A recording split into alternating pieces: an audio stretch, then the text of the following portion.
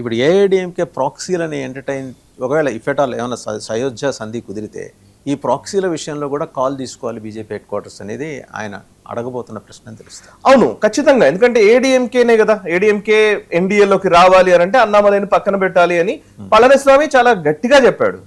And అన్నామలైని పక్క పెడితేనే, అన్నామలైని తొలగిస్తేనే మేము మీతో పొత్తు పెట్టుకుంటామని ఏడీఎంకే పార్టీ స్పష్టంగా వాళ్ళు ప్రకటించారు. వై? బికాస్ అన్నామలై ఏం చేశారంటే, అన్నామలై దగ్గర కూడా కొన్ని స్ట్రాటజిక్ మిస్టేక్స్ ఉన్నాయనేది జాతీయ నాయకత్వం చెప్పేది. స్ట్రాటజిక్ మిస్టేక్స్ అంటే ఏంటి?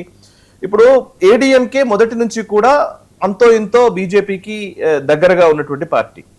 So but of course BJP, ADMK, DMK రెండు ఫ్లిప్ అవుతూ వచ్చాయి. ఫర్ ఎగ్జాంపుల్ 1998లో మీరు చూస్తే 98లో ఏడీఎంకే ఎన్డీఏలో జాయిన్ అయింది. జయలలిత నేతృత్వంలోని ఏడీఎంకే ఎన్డీఏలో జాయిన్ అయింది 98లో.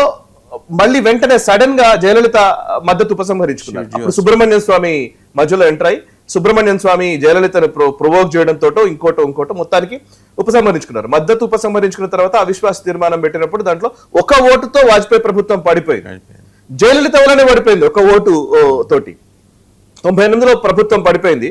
99లో డిఎంకే ఎన్డీఏలోకి వచ్చింది. కరుణానిధి ఎన్డీఏలో జాయిన్ అయ్యాడు.